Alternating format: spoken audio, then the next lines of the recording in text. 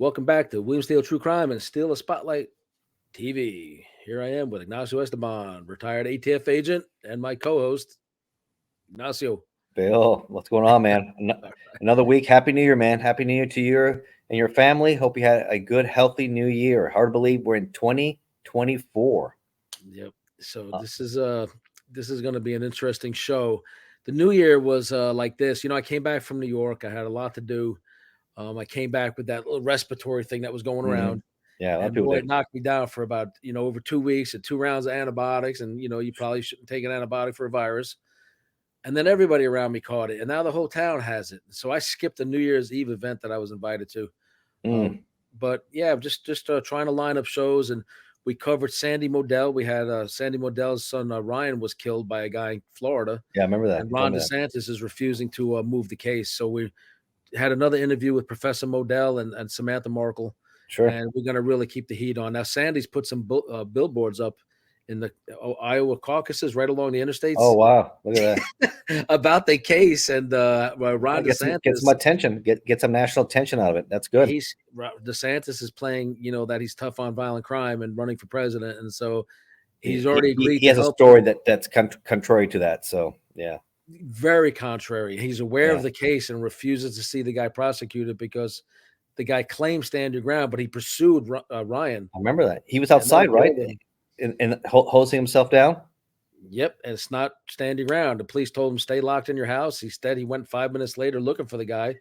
Guy stands up, guns him down. That's not stand your ground. And it was just an accident. He wasn't trying to come in there. He was just accidentally in the wrong location. He just graduated college. It was a luxury condominium complex in Fort Myers. Very sad. He accidentally, the buildings look identical, but it was the same unit number on the door and everything. And he was a little bit drunk. He had a few drinks. He was going back to Orlando from Fort Myers. And the guy says, "You don't live here. Get away from my door," and slammed the door on him. And he hurt his toe or something, right? He stubbed his toe, but he was several buildings over hosing it off. Right. They called the police. Police said, "Stay in your house. We'll have the police come talk to him, see why he tried to go in your house." And it was an accident. They even knew that he was a neighbor. And so he stood up. And he still tracked him down and killed him. Allegedly. And the reason it's not being prosecuted is Amira Fox, the prosecutor, she's been in trouble for buying gifts and taking NRA members and leadership out to lunches and stuff like that, buying them chocolate. So she's already been reprimanded and had to pay a fine. The prosecutor in Fort Myers, Amira Fox, she won't prosecute this guy, even though he hunted down somebody else and murdered him in cold blood. And then it came to the attention by several people, including the top expert in that state of Florida for stand your ground is Mark O'Mara. He's a very prominent attorney. So he wrote the forward for Sandy's book. He's a friend of Sandy's book. Yeah. And he said, "This is not stand your ground. The governor's wrong. The prosecutor's wrong. And this is premeditated murder." So we just interviewed him, and I'm going to put that as my first show for the new year on my TV show this week, just to bring more attention. By the way, the book's free. Anybody wants that book, yourself included, just send me a direct message on go to official WilliamSteel at iCloud.com on the screen, or message on Messenger. Say you want the free book about Ryan Modell's murder, and the professors agreed to provide them free to everybody. So that's excellent. Yeah. So we have some interesting stuff we're going to cover. I think absolutely one of the big things. And for me, I did have a good time in with my family. We went down to South Carolina. I also do travel picture books also on top of writing, and I'm going to do one on Myrtle Beach in Charleston. And for those who haven't been to Charleston, I know we talked a little bit before, what a beautiful, beautiful southern gem of the South. It feels like you went back to the 19th century, like you're in the 1830s, 1840s, the cobble roads, right? You have these beautiful homes, these mansions, southern heritage, southern culture. Definitely worth the visit. I spent one day there because we're mostly in Myrtle Beach. We traveled. It's about a 2-hour drive to get there. We spent all the day there, came back. And of course, for those, I'm a big history guy. Take the tour of Fort Sumter, where they started the Civil War. The first state secessionists to leave started right there. Fascinating history there. You have the Southern history, you have the war there, and you have the culture is there, and excellent dining. 100% recommend going to Charleston. Okay, I've never been there. It sounds very beautiful the way you describe it. Next time, instead of being in Myrtle Beach, which was still beautiful, I'm going to be in Charleston. And the money there is unbelievable. Some of these homes are crazy, and they have beautiful parks all over. It's just a beautiful. And then imagine that it's the Christmas time, all decorated with Christmas decorations. So it was a perfect time to go. I Wow. definitely recommend people going. So, folks, I also do travel books too. So I've traveled all over the country, and now I'm also going to Europe in the summertime. I'm going to be there just before the Olympics in Paris, and I'm going to document all that there. So I plan to do Barcelona, Paris, and I'll be in southern Spain. A lot of my family is from Spain, so that's part of the reason why my daughters have never been there. So travel books are also in. Nice. Go check it out. I've done all over the country too. If you like that, check it out on Amazon. Sounds nice. I wish I could go with you. 18 years incarcerated for nonviolent crimes. I've missed out on a lot. I'm looking forward to doing some traveling. Well, you went to New York, which was good. I'm glad you went to see the cemetery where your mother was buried. Yeah, So that's a nice touch there. That's a nice for the new year and everything. I not only had a chance to go to the cemetery, I covered a movie premiere and made a lot of connections. Did a lot of filming around Manhattan and Brooklyn. Good. I saw some of I them. come back to this drama again. That, as you know, we did an expose about a certain assisted living facility, which we got a letter from attorneys to take down. And so we did that. And then one of our friends lived there, and I had power of attorney for a very brief period. And everything I did with her was on video. Like, we have her being jovial and in her right mind. Everything's fine. And I said, you have a right to revoke this at any time. We're just trying to help you because you're not mobile, because she had injured her hip. And she said, yes, I understand, because she was aware that the assisted living place was stealing from her. So everything we did, we took her to McDonald's. She's sitting next to me in the passenger seat. And the first time I used her debit card at the McDonald's, this is her order. Yeah, her not card, for you. and Right. the banker's recorded telling me, you don't need to order a card with your name on it. Just use hers now that you have power of attorney. And the power of attorney allows it. So she's present with me. I ordered McDonald's, and they try to say that it's like some kind of crime for me to have ordered McDonald's. I said, really? I said, are you aware that it was her food and she's sitting next to me? They're trying to criminalize you and demonize you, Bill. That's horrible. Yeah, we ordered her the blanket she requested with cats on it, right? And they said, oh, well, you made an Amazon purchase. I said, really? For her. Here's the receipt, picture of the blanket, shipped right to her. Yeah. And our video of us with her, like a day, whenever it got shipped there, a day or two later. And she was so happy and in tears to have this blanket. Every last thing we've documented, and still the Guardian in this case, we're not going to name anybody for obvious reasons. Right. Literally is trying to criminalize things that are well documented and done in my horrible situation. My friend's best interest. So a lot of drama to start the new year for that. Well, it's sad because they try to manipulate the police to do their bidding, because they're trying to block me or my fiance from becoming guardian over this lady. So what better way to do that than target me and say, oh, he did this, he did that. You're the bad guy. You're a bad guy. Right. And never give the police the context. Never avoid my calls, block my calls. That's not good. When I'm trying to go to her to settle this up and give her the videos and all the evidence that it was all above board, it was only for a few days. And then her lawyer was paid with that. She requested a lawyer on camera. She got the lawyer. All this stuff's well documented, and they're still trying to weaponize, all of our everything actions against you. No. I said to the judge, I says, Your Honor, there are videos that can contradict every last thing that woman has said to you and to the police. So whenever they're ready to talk, I'll be glad to show them the videos. All these lawyers saw the videos already. That's good that you have the video. You CYA, you covered your, you know what? Because look what happens. Excellent. Yeah, they say no good deed goes unpunished, so we're living this right now, but it's about to resolve itself, I think, after yesterday's I think you're doing the right thing for that lady. So that's a good thing, Bill. That's a good way for New Year. Good example right here. And look at the craziness. I mean, we got the personal stuff going there, but look at the world, what's going on. Start the new year where we can either start with Epstein, or we're going to start what's going on in Iran. And maybe we'll start with Israel, because that's a more egregious situation there. Epstein it's more back historical thing, but we'll talk about Iran. What happened? The blasts yesterday, 2 major blasts in Iran in the 4-year anniversary of the U.S. strikes against Soleimani, which was the commander for the Iranian military, right? Which was in Baghdad, in Iraq, attacking our U.S. embassy there. Trump made a good decision. That's one of his best ones. Him and Baghdadis, when he gave the permission to strike and kill him. Controversial, because Iran did kind of want to fight back, but then they backed down. We killed the number one in command. 4-year anniversary yesterday. Boom, 2 major strikes. I remember that. Wasn't it? He was visiting Baghdad troops or whatever. They're always doing stuff against American interests and Yes, he attacking was attacking Americans. the embassy. And I remember he ordered like a Predator drone strike and killed him and his Took him out. entourage. Took him out.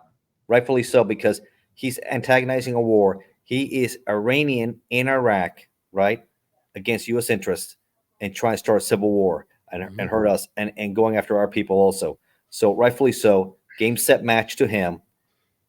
Possibly, a lot of people think the Israelis were behind it because no one normally if it's within, someone's going to take credit for it. It's quiet. And the Iranians pretty much feel it's them because it happened hours before or hours after the attack in Beirut, killing high-ranking Hamas members. That's a message. That's a link right there. We went to Beirut. We struck in Beirut. Now we're striking in Iran. This is not just Gaza anymore. This is becoming all around. Everybody involved in this conspiracy that led to attacks in October against our people is a conspiracy. They're going after everybody now. So it's going to only get bigger. And the Iranians have said, no, we're coming after you now. And Hezbollah has a meeting today for what happened yesterday about what they're going to do next. So this is about to get ugly. This is about to get bigger. You're saying they're going to have a meeting today, and they have a Predator strike with their name on it. Today's meeting is going to be ended by the Israelis. Yeah. It's going to keep on getting uglier and uglier. So it's going to be. What's incredible about this is the intelligence agencies are so far advanced, and all these terrorist organizations, just like organized crime or anybody else, is loaded with informants, CIA sources, all these people who don't want to die or getting fed money on the side by the CIA and the NSA and the Israeli Mossad. And these guys can't hide because the guys around them are informing on their location. Their electronics are giving up their locations. There's nowhere to hide anymore. None. Yeah. Well, especially now that they're looking.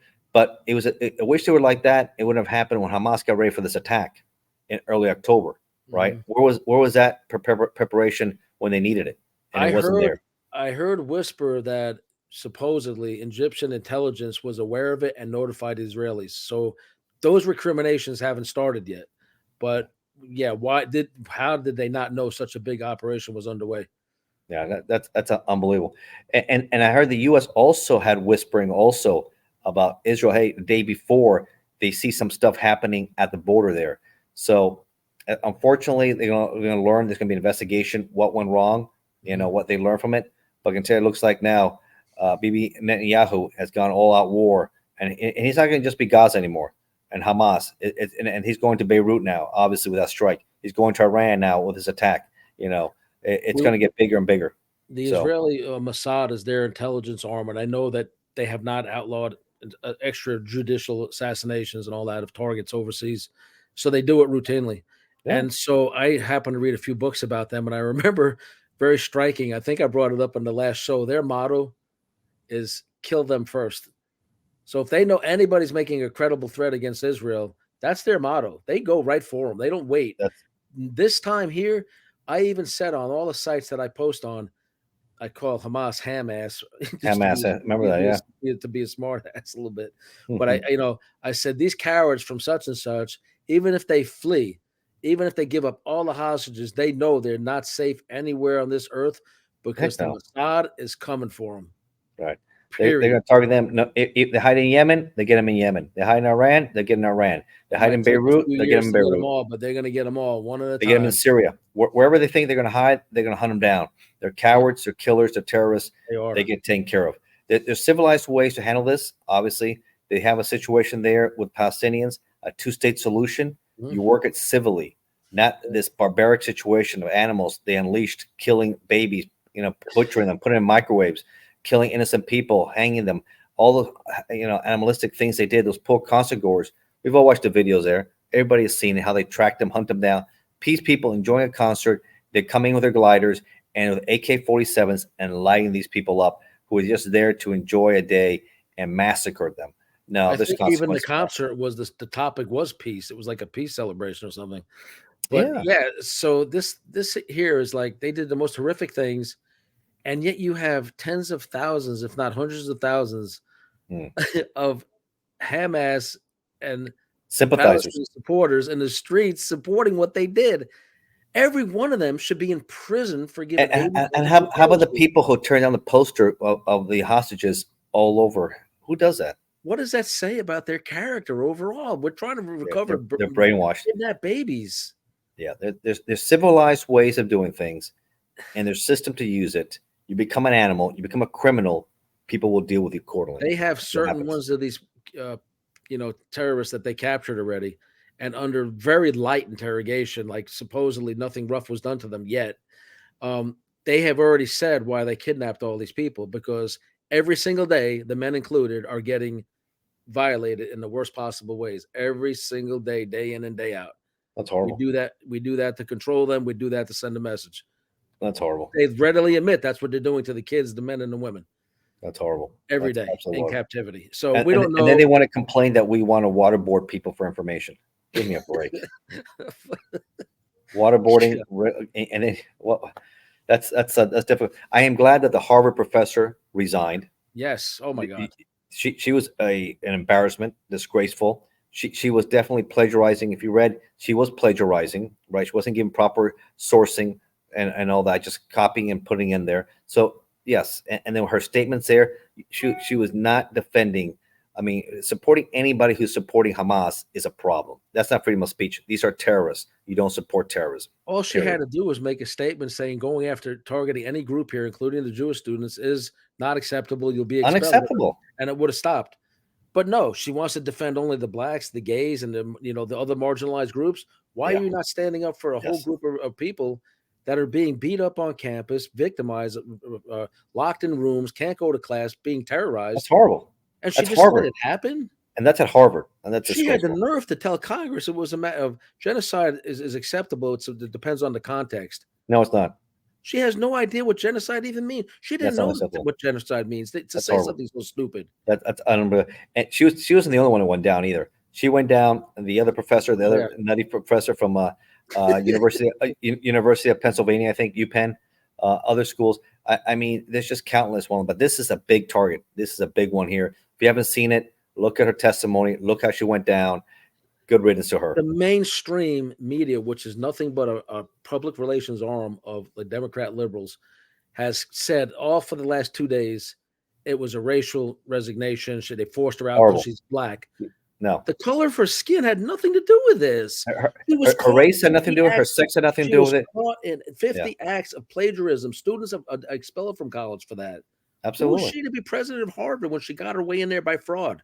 Yeah. And not that her comments aren't acceptable. Completely unacceptable. No, there's no way targeting, accepting that. Don't protect these terrorists. Hamas is a terrorist group. Period. Now this attack on the memorial. Do you know who was killed in this? Suspecting Israel, who was killed? This was within Iran. Iran. Two blasts and major blasts in Iran on the 4-year anniversary of the U.S. airstrikes killing Soleimani. General Soleimani, Iranian, who was orchestrating dangerous, evil person, orchestrating attacks against Americans who were fighting Iraq. Piece of garbage, right? Good Israelis riddance. need to make everybody around the Ayatollahs and the military feel unsafe. Yeah, well, they're going to. Heck with this, I'm not going to be at any gathering. I'm not going to continue to support this. This is why, Bill, Iran cannot have nuclear weapons. Mm-hmm. This adds more to it. Iranians are desperate to annihilate Israel from the face of the earth. And they want nuclear weapons. That's part of their version of Islam, is to annihilate Israel. That's part of their whole version. I forgot the name that they practice. From the river to the sea. Yep. From the river to the sea. What's the branch of Islam, the supposed religion of peace, that they actually practice? I forgot. I forgot the branch, but I read up on it when I was incarcerated, and that branch believes that the end of the world starts and begins, and everything turns better when they personally start a war with and annihilate Israel.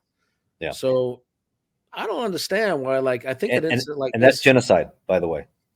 I think an incident like what you said, they just killed all these, people at the memorial, the friends, and intelligence officers, military, high-ranking people. Anybody who's not already cooperating with the Mossad or the CIA will now probably start doing it to undermine all their other plans.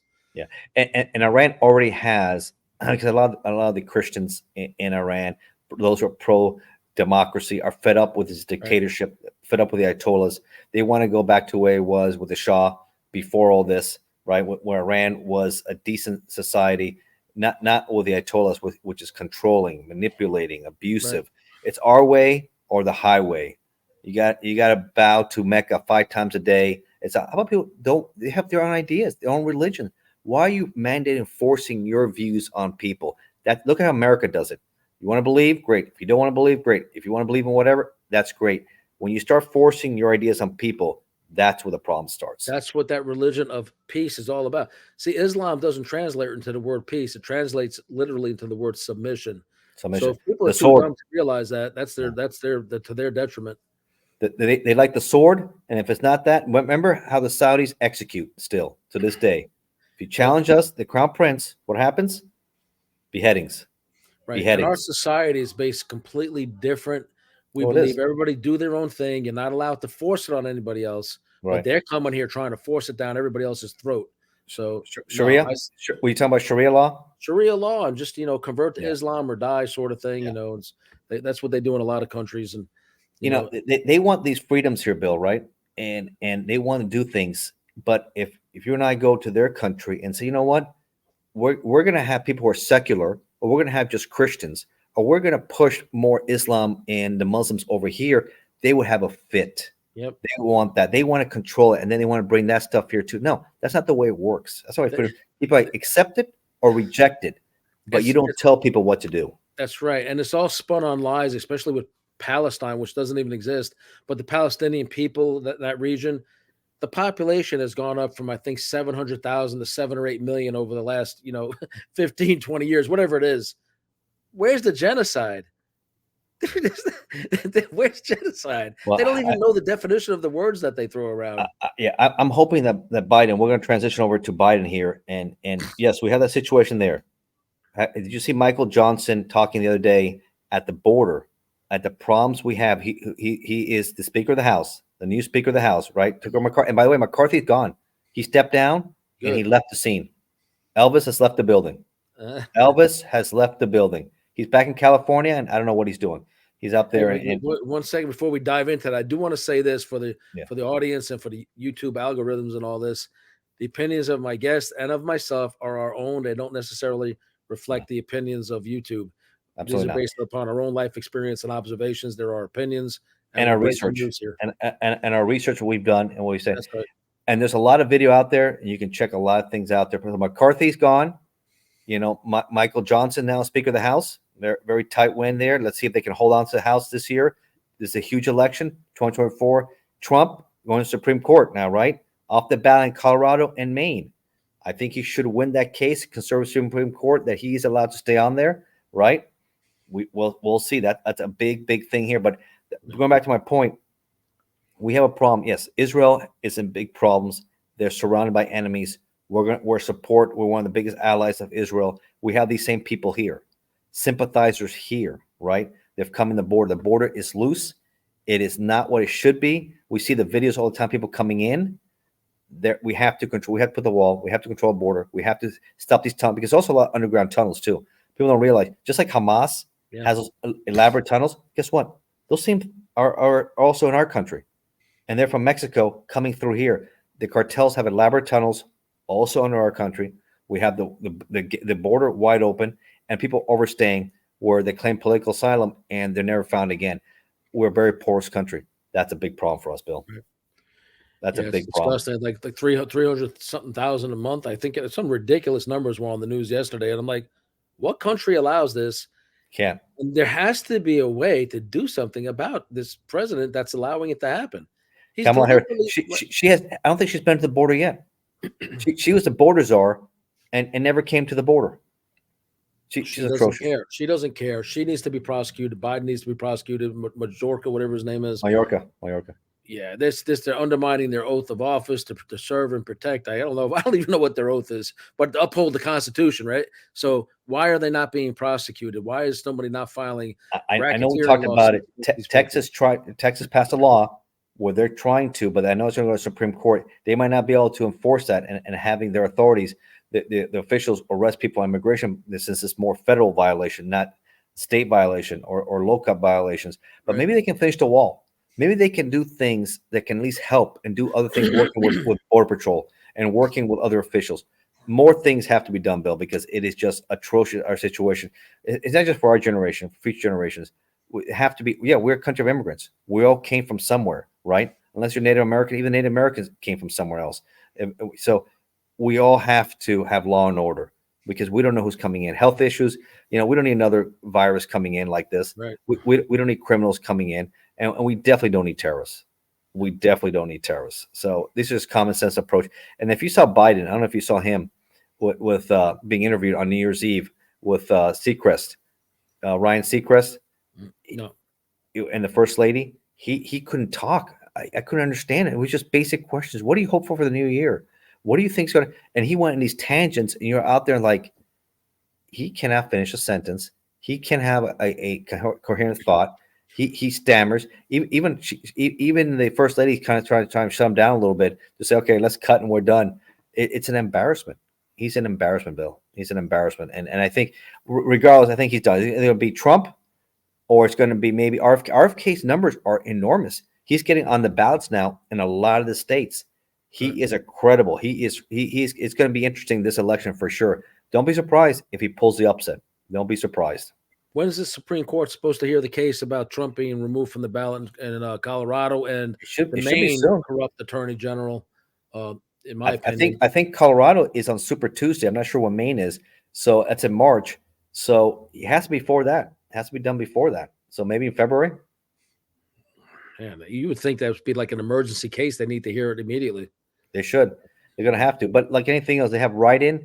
And I think even if he's not on the ballot, people will write in anyways, and he would win regardless. Because I think that's what they would do. So it's just interesting drama, that's for sure.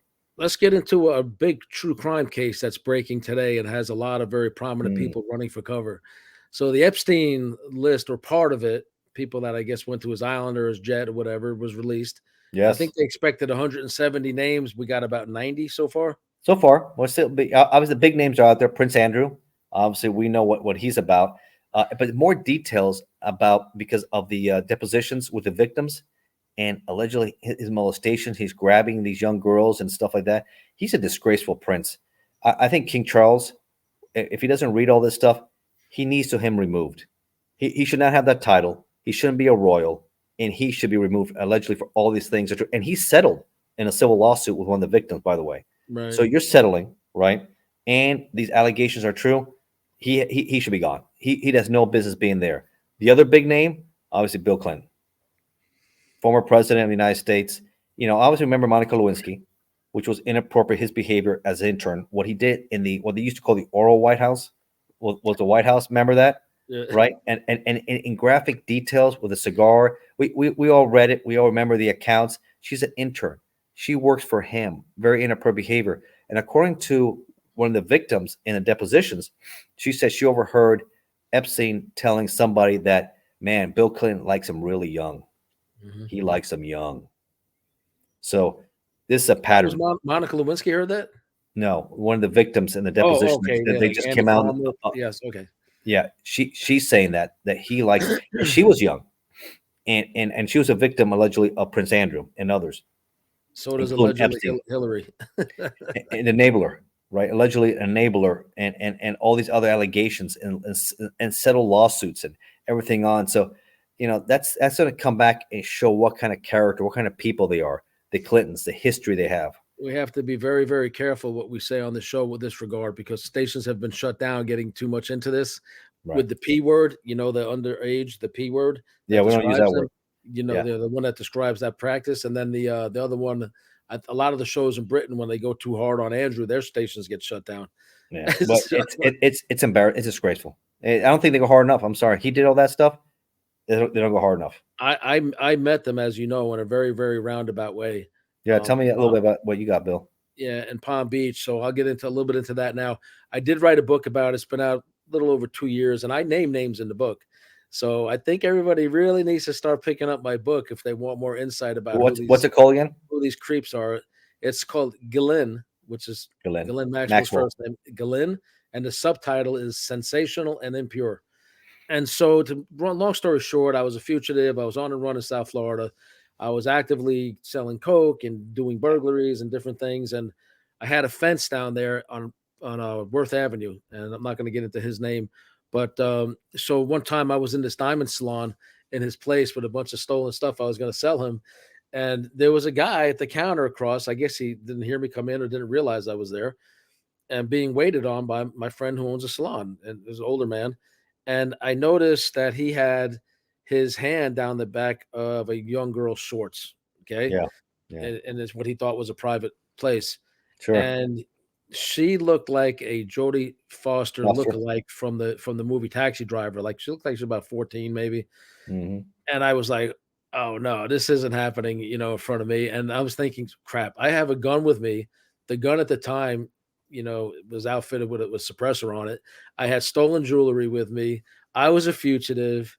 And the gun wasn't because I'm some violent guy. The gun was because when I would deal with jewelers or fences or somebody in private or in cocaine deals, I'd open it and let them see that I was armed and with something with a suppressor. And they would be, oh man, I better not ever cross Bill. It was because I didn't like partners, but it sent the tacit message: don't ever rip off or mess with Bill. Right? No, yeah. Yeah, it was more like my calling card rather than something. I wasn't out there shooting people. Sure. So, I was like, hell no, this can't be happening. So I'm doing the legal math right away. Wait, I can't call the cops because I'll be going down too. But I'm going to confront this guy. So when he left, I told my friend, hey, I'm going to go grab lunch. I'll come back and see you. I got some stuff I want to show you. And I followed him to a restaurant up the block. I confronted him and the girl. They fast talked their way out of what was going on, claimed that, it was a niece and she was 18 years old. Right. And, he was not wanting to talk. But when I made him come over to my table, when he came there, I pulled out the gun underneath the table right in this restaurant. It was called Taboo, very prominent, famous restaurant on Worth Avenue. Worth Avenue, right? Yep. And I made him see me chamber around, and he saw the semi-auto with the silencer on it. And I said, you have, that girl's underage, what the F are you doing, man? And I said, and you're going to answer me because you got a choice. You can walk out of here, you could not leave here, or you can let me call the cops. He didn't know I was wanted. And so he was just like stuttering all over himself. Now, this is Jeffrey Epstein. I literally had Jeffrey Epstein at gunpoint. Right. But you didn't know he was Jeffrey Epstein at the time. No, I didn't know who he was. No. So this is spelled out in a lot more detail in the book. And like I said, there's things you have to be careful about saying on these shows. But I then finished with him, talked to the girl. I guess they realized that I was following them. They got their story straight. She said, oh, I'm his niece and I'm 18. And I'm saying, you're not 18. I said, but I had told him, I made the mistake of telling Jeffrey. I said, my friend's got cameras all over that place. I said, all he's got to do is have the police look at those videos. You're going to go to jail if she's underage and all that. And I should have never said that because I didn't know he was a billionaire and I was basically a nobody. I was a fugitive. I had no wins in this situation. And all he had to do was tell him, hey, do me a favor. Here's 10 grand. Give me all your videos from today. Yeah, of course. He could have went back there and got them. But he was trying to talk his way out of it using money. And he said to me, he says, well, do you know such and such? Let's just say the guy's name's Dave. I'm not going to say the jeweler's name on the air. But I said, yeah, I know him for years. I buy and sell jewelry. Sometimes I have estate jewelry and we make deals. He goes, oh, I buy jewelry all the time. And he gave me his number. And that's how I came to know Jeffrey Epstein. And once I started going into that house in Palm Beach, I met Ghislaine Maxwell. A lot of details about that, things I saw in there. After a while, I realized, because there was a lot of young women around there. And I said, look, this is kind of inappropriate. You have all these models, there's girls topless out by the pool.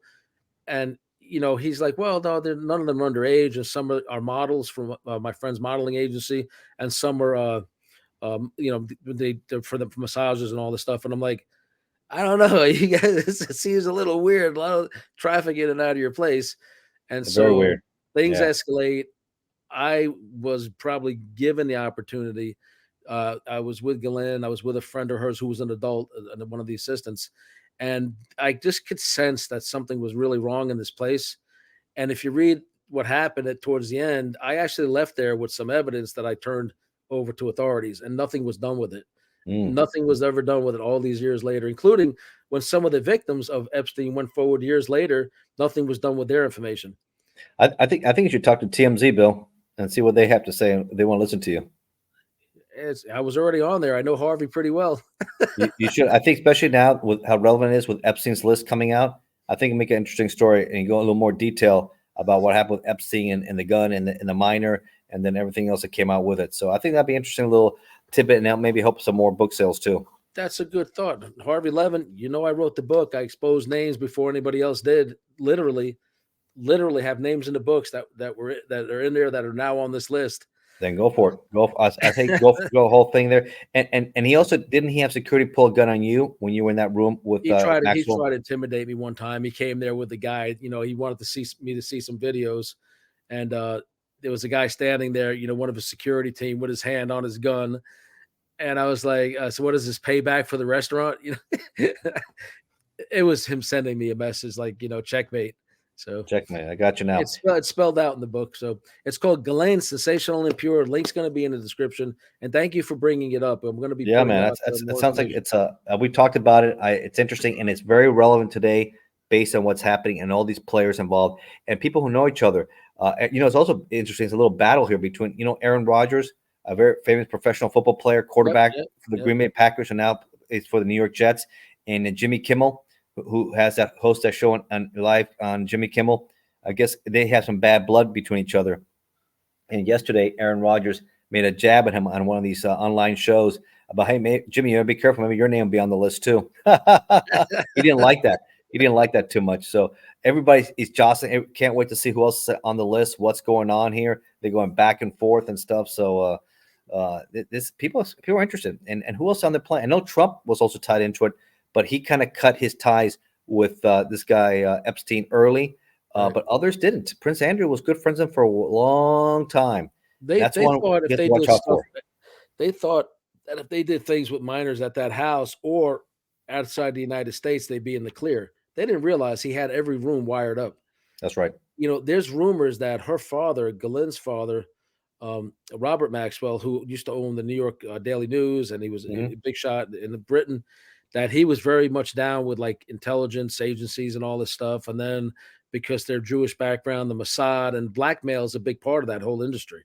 Yeah. And so all these operations and their ability to pull them off so successfully stemmed from all that experience.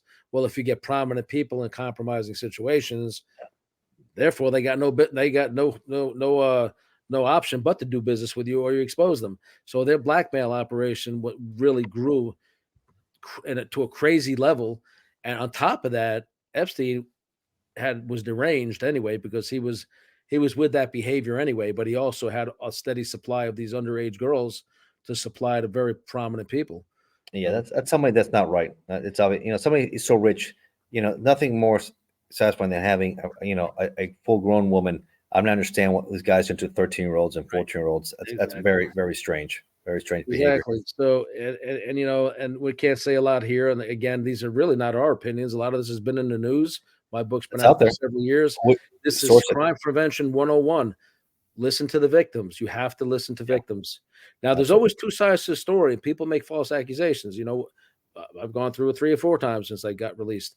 But, it's a reason why he hung himself in the cell while he's waiting for his trial. He didn't want to deal with it anymore. Yep. He made a deal in Florida that his big shot lawyers, who everybody now sees, because Dershowitz is on this list. I told you already, I named Dershowitz in my book. So he's on the list. I could tell you more things I've seen, but he's one of the lawyers, along with, I think, was it Ken Starr and some other prominent people, put together this plea agreement in Southern District of Florida for Epstein to get only 18 months or 6 months in the county jail for like soliciting a prostitute. Well, a minor can't be a prostitute. It's rape no matter how you look at it. So it was a bogus charge, pled down to state level. The agreement, no federal charges for Epstein or any and all co-conspirators, which exonerated Maxwell and all these other attorneys that allegedly were involved and all these prominent people, exonerates them in the Southern District. But guess what? All these bright legal minds forgot to incorporate the Southern District of New York. No, so there. Years later, they said that deal's only for Florida, Florida, Southern District, whatever it's called. We're going to charge them up here, and they had more to charge them with. Yeah, Southern District of Florida, and then of course you had the Virgin Islands too. The other stuff there too. So that's another district right there also. So you have the Virgin Islands, and you got New York also.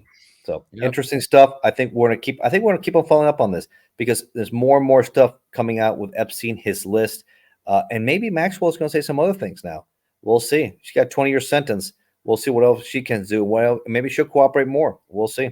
She's not a young woman, and I think the feds leave the option for cooperation open all the time. If somebody comes around has something good, they'll cut her a break. So, yeah, and one little side note here to follow up because we know about my book on Bloods, Crips, and the murder of Tupac Shakur.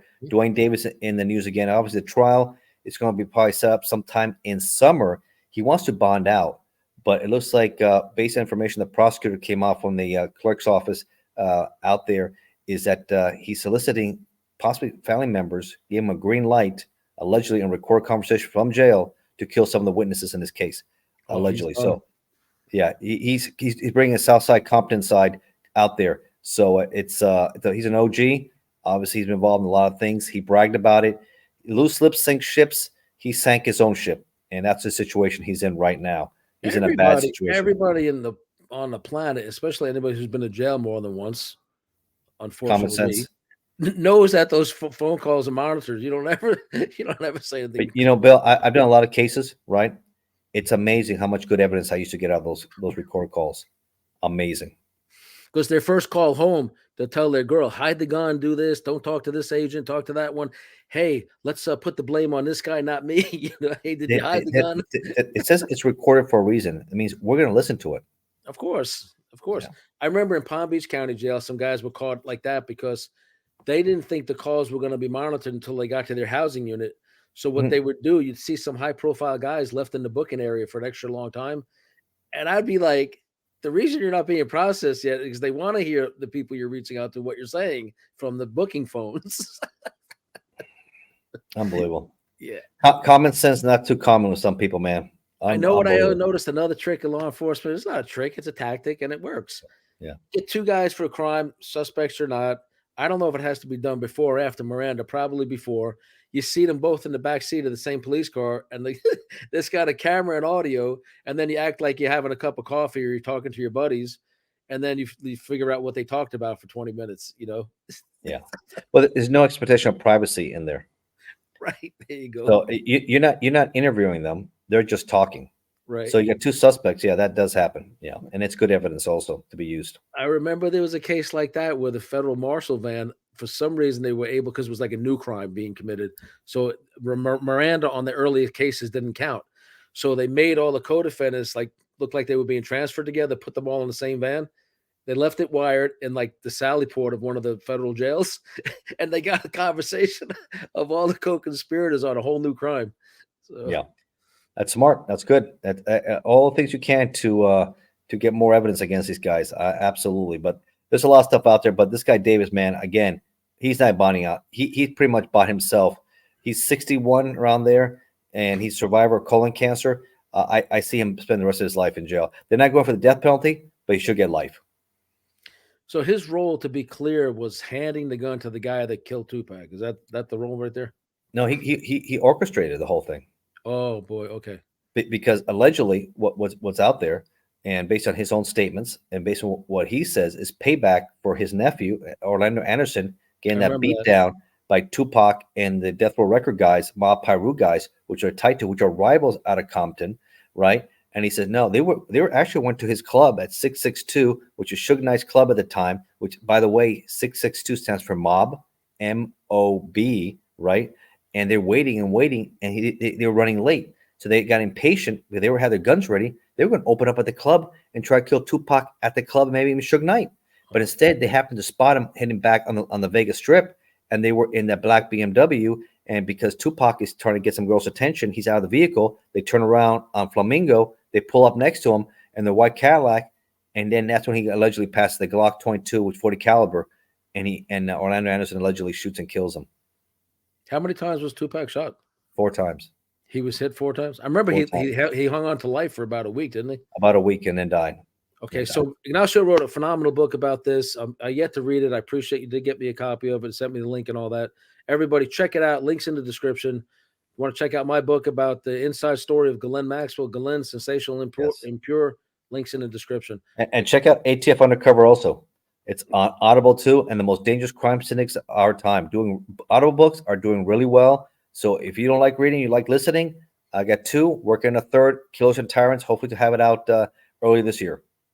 There you go. And if you're somebody who's got an inspirational story to tell, former law enforcement, interesting cases that'll help spread the word about crime prevention and how things really work, you're welcome to come on the show as our guest. Ignacio, by the way, is the new voice of History Channel's Gangland Chronicles. I was interviewed for it, and it was a great experience. And MS-13, talk about Bloods and Crips also. All this stuff we're talking about, hopefully it'll come out sometime and you'll be able to listen to my my analysis and my opinions up there and what I talk about. I enjoyed History Gangland when it came out years ago. It should be a good follow-up also out there. It should be coming out. And I'm also working on an on-camera talking head. Or are you like a voiceover for the stories? They got my interview. They're talking to me. I can't wait. When is it going to air? Do you know yet? No, I don't know. Sometime between spring and summer, I heard. So we'll see. I'll let you guys know when I hear. Season 2 of Inmate to Roommate. I keep being told in the new year, but I don't have a date yet either. You don't have a date, but they're going to start showing the first season that you're in again, right? Have they started that again or not yet? They should. I mean, it became one of the top reality shows in the United States in its first season. Inmate to Roommate, folks. Inmate to Roommate. Check it out. You were interviewed by TMZ, right? TMZ went to like 8 million people and was on Fox TV. I did an interview the night before season 1 of my show aired on A&E Network. And did well. So, and I'm also working on the TV series I'm working on based on my life, Broken Crowns. Well, shout out to David Steenhook with productions out there working on that with his own streaming channel, working on Question Everything, QE, looking for original content. You pretty much go through the system, and that way you can go directly yourself and put on the content you want to. You don't have to go through other production companies. You do it yourself, which is the best way to do it. And then you make money through advertising and other means. It's just like publishing the way I did it, right? Instead of going to a publisher, you go around the gatekeepers. And that's what we're doing now with this too. Go around the gatekeepers. I do it myself. I never would have been able to publish 77 books, Bill, and counting, if it wasn't for the Kindle Amazon system set up. Never. Working with editors and publishers would have been tedious. Each one would have taken you months to get out. And they're based on only making money. I also like to put it out there because I think it's interesting. It's not only about money making a profit, because all they want is a profit.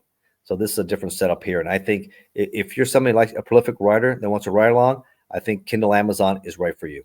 That's what I use. That's exactly what I use. We're doing some exposés now, 3-4 more books coming out hopefully soon.